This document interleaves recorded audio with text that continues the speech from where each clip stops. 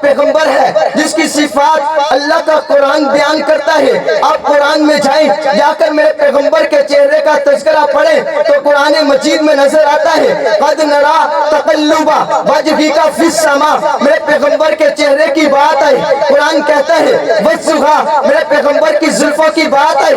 قرآن کہتا ہے واللیل اذا سجا, میرے پیغمبر کے دانتوں کا تذکرہ ہے. قرآن کہتا ہے یاسین والقرآن الحکیم, میرے پیغمبر کے سینے کی باری ہے. پھر قرآن کہتا ہے الم نشرح لک صدرک, میرے پیغمبر کی آنکھوں کا تذکرہ ہے. قرآن کہتا ہے ما زاغ البصر وما طغى, میرے پیغمبر کی گفتگو کا تذکرہ ہے. قرآن کہتا ہے وما ينطق عن الهوى, میرے پیغمبر کے جہاد کا تذکرہ ہے. قرآن کہتا ہے وما غمیت اذ رمیت ولکن اللہ رمی, میرے پیغمبر کی عبادت کا تذکرہ ہے. قرآن کہتا ہے یا ایھا المزمل قم اللیل الا قلیلا, میرے پیغمبر کی دعوت و تبلیغ کا تذکرہ ہے. قرآن کہتا ہے یا ایھا المدثر قم فانذر, میرے پیغمبر کی اخلاق کا تذکرہ ہے. قرآن کہتا ہے انک لعلی خلق عظیم, میرے پیغمبر کی رسالت کا تذکرہ ہے. قرآن کہتا ہے وما ارسلناک الا کافۃ للناس